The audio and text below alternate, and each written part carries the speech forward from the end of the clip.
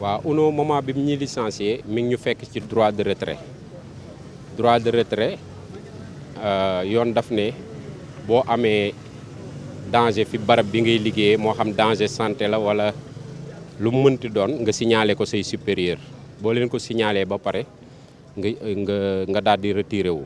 droit de retrait nag mi ngi nekk ci convention nationale interprofessionnelle article 103 104 moom lañ jëfandikoo ñu dàq ñu ci biir droit de retrait boobu te droit de retrait boobu yoon day aaye képp ku ko mëne ñu dàqale ci wala ñu lay menacé wala affaire yooyu ñoom nag loolu lañ def ci kaw kaas suñu droit numéro UNO depuis 2011 ba léegi mi ngi fonctionné dàq ay CDI dàq ay CDD dàq ay contrat intérimaire yoo xam te ñii def nañ fa 13 ans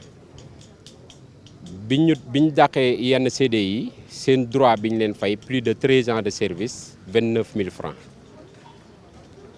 plus de 400 et quelques personnes 3 toilettes au niveau des boutiques dañuy taxaw diggante 9h ba 21h bu dee jigéen triage yi dañuy dugg 8h taxaw ba 17h di ñu liggéeyloo samedi travaux forcés plus de 9 heures de temps tamit par jour.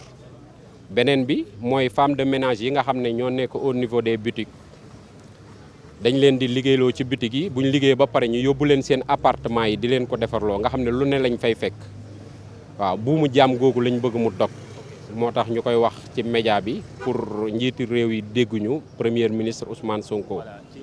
inspection tamit dem nañ fa dem nañ inspection bu Rufisque parce que moom moo géré au niveau de Diamniadio biñ fa demee fekk nañ fa benn inspecteur bu baax sax Cheikh Tidiane Ba mu entendre ñu ak ñoom ñuy ñëw ba ci yàgg nangootuñu ñëw ba kooku def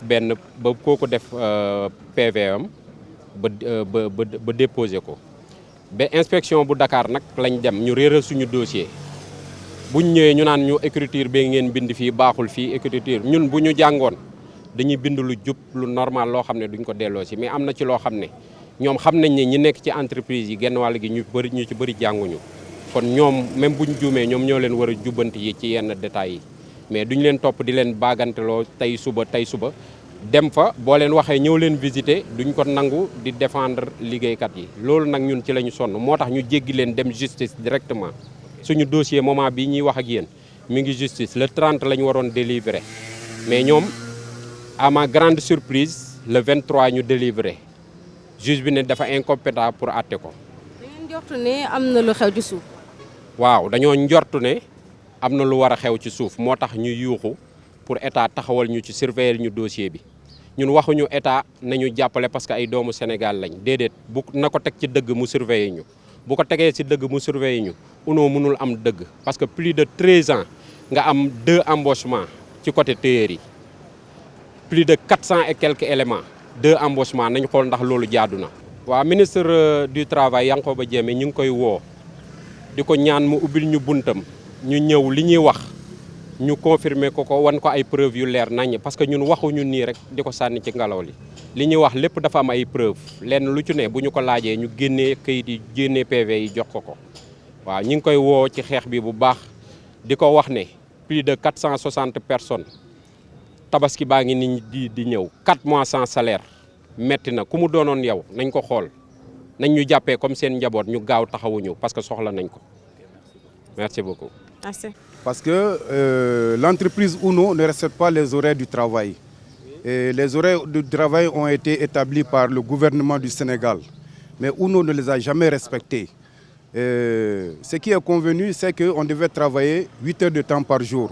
Mais UNO nous exige à travailler 9 heures de temps par jour. Et la semaine, ça nous fait 50 heures par jour. Les samedis, UNO nous fait travailler. Nous n'avons jamais refusé de travailler les samedis. Mais les samedis doivent être payés comme des heures supplémentaires. Mais UNO ne les a jamais respectés. On a travaillé les samedis pendant 12-13 ans qui n'ont jamais été payés. Les heures de travail aussi, UNO nous a exploités pendant 9 heures de temps par jour. Le code dit 8 heures de temps. Mais nous, on travaille chaque jour 9 heures de temps. Ouais, nous avons entamé des démarches auprès des autorités compétentes. Nous avons été à l'inspection du travail au niveau de Rufisque. parce que c'est Rufisque qui gère le département de Diamniadio. Bon, l'inspecteur a reçu le groupe UNO et nous a reçus avec notre mandataire. L'inspecteur les a fait savoir carrément que ce que UNO fait, ce n'est pas du tout normal. Lui, il peut faire une médiation. Maintenant, essayer de voir, UNO n'a qu'à essayer de voir qu'est-ce qu'il peut faire pour le moment et ensuite le reste pourra être fait dans 1 an. On a eu même presque un protocole d'accord au niveau de la direction et des travailleurs. Ils étaient d'accord pour accepter toutes nos exigences. Mais à la dernière minute, on a vu qu'ils n'ont plus accepté de respecter leurs accords. Et ensuite, ils ont commencé à faire des démarches, à commencer à licencier les gens un à un. Un jour, nous nous sommes opposés carrément. On dit, mais pourquoi vous arrêtez le contrat de ces gens-là? Parce que les contrats qu'ils nous proposaient, ce n'étaient pas des contrats en bonne et due forme. C'était des contrats qui ne respectaient pas le code du travail. Nous n'avons pas accepté de signer certains contrats. Eux, ils ont fait le bras de force, ils ont renvoyé 13 personnes. Ce jour-là, tous les travailleurs sont sortis et ensuite, ils ont compris la situation, c'est grave. Ils sont revenus à de meilleurs sentiments. Vraiment, nous lançons un message très fort au ministre du Travail. Parce que les fils du pays, nous faisons tout pour nous rendre à nos lieux de service. Mais on a remarqué depuis un certain temps, et il y a longtemps de cela, les patrons ne respectent pas les travailleurs. Ils bafouent carrément le code du travail. Ils bafouent carrément la dignité des gens. Parce qu'à groupe UNO, il y a 460 personnes. On se partage 3 toilettes. C'est ce qui n'est pas du tout normal. Nous lançons un fort message au ministre du Travail de venir voir notre cas parce que nous subissons une injustice totale de la part du groupe UNO.